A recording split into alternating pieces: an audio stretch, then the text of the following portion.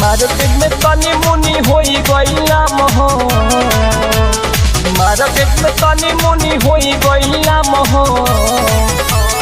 होई गइले लभता डीजे चौहान हो, काहे कइले बारू शिल्पी गंदा तू काम हो,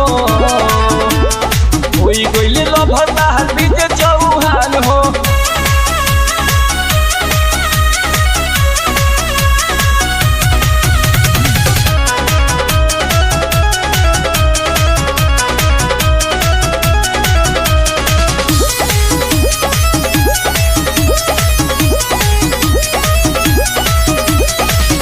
भइल बाटे वायरल फोटो महंग में से नूर के, काहे तू विवेक संगे रिश्ता रखलू दूर के, अपने तू खुदे होत बारू बदनाम हो,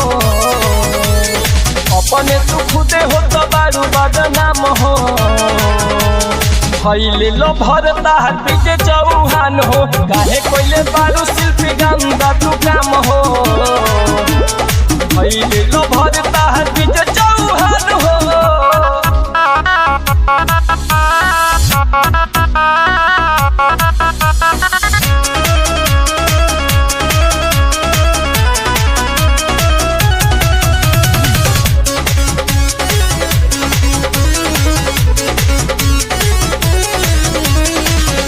उनके करनी होगी अपना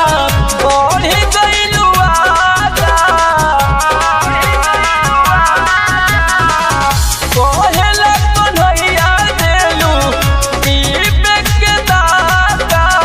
उठहू देखावेलू राजसवा के सन हो, उठहू देखावेलू तू गोलुआ के सन हो,